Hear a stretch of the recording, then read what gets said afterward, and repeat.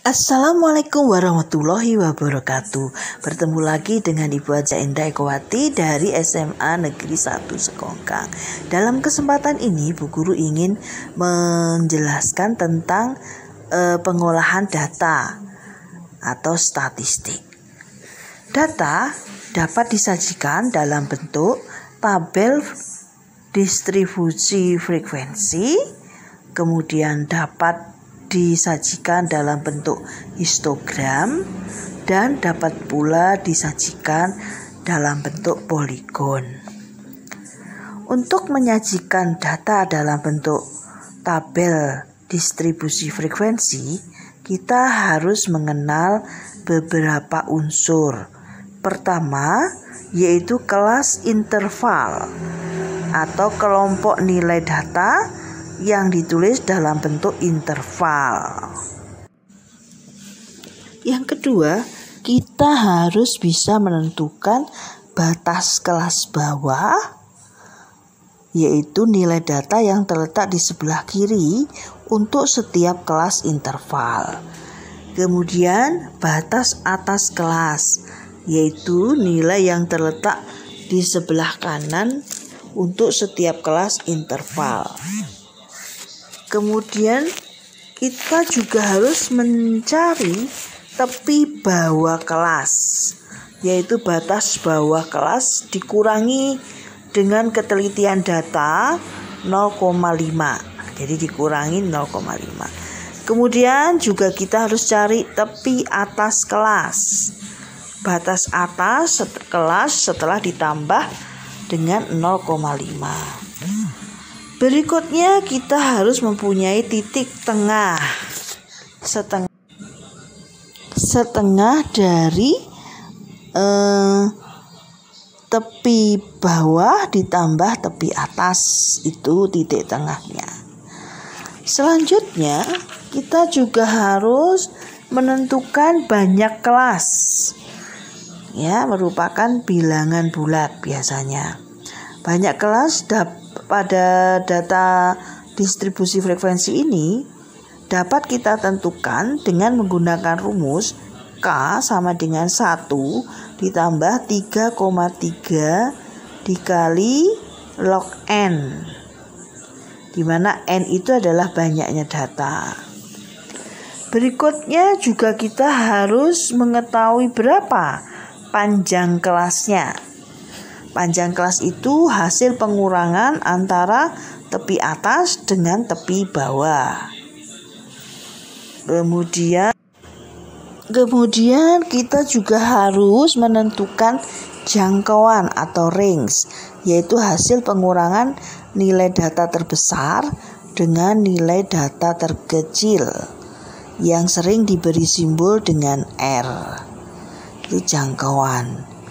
Kemudian setelah kita mengenal beberapa unsur dari distribusi frekuensi, tabel distribusi, langkah-langkah untuk membuat tabel frekuensi ini pertama yaitu kalian harus menentukan jangkauannya atau range-nya.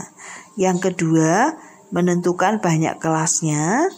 Yang ketiga, menentukan panjang kelasnya. Yang keempat, menentukan interval kelas.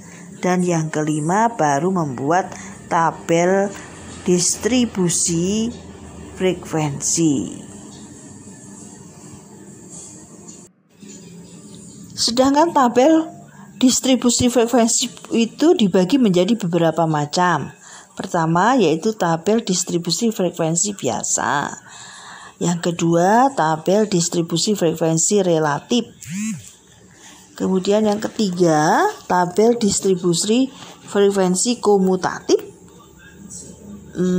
Kumulatif bukan komutatif. Di sini untuk yang kumulatif ini ada yang kurang dari dan ada yang lebih dari. Itu. Berikutnya menyajikan data dalam bentuk histogram dan poligon. Histogram itu adalah diagram yang terdiri dari batang-batang yang saling berhimpit atau sering disebut diagram batang, mendatar dan mewakili kelas-kelas interval. Sedangkan poligon itu adalah bentuk. Baiklah anak-anakku sekalian, kita langsung saja pada soal ya. Perhatikan gambar berikut. Ya.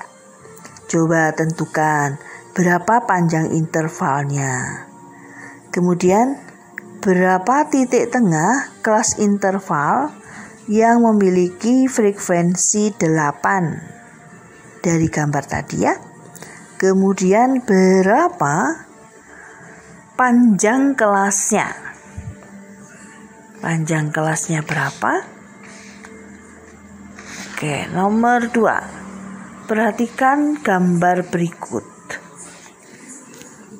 Ya. Coba perhatikan tepi bawah dan tepi atas pada kelas ketiga.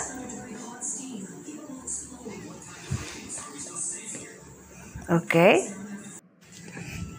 Yang ketiga, perhatikan gambar histogram berikut. Ya.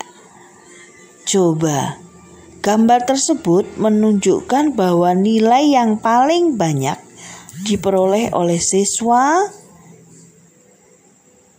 adalah di kelas berapa? Ya. Kemudian ada berapa panjang kelasnya?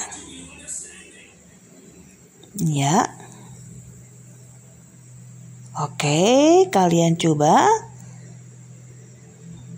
Berikutnya, perhatikan gambar berikut. Masih histogram ya. Coba cari berapa nilai dari yang belum diketahui itu, yang ada tanda tanyanya. Oke anak-anakku sekalian, demikian yang bisa Bu Guru sampaikan untuk hari ini. Selanjutnya kurang lebihnya Bu Guru mohon maaf. Kita akan lanjutkan soal-soalnya di Microsoft Teams. Silahkan kalian mengunjungi Microsoft Teams-nya. Di sana sudah Bu Guru sediakan soal-soal tentang statistik yang belajar tentang membuat data dalam distributif, tabel frekuensi, histogram, dan poligon.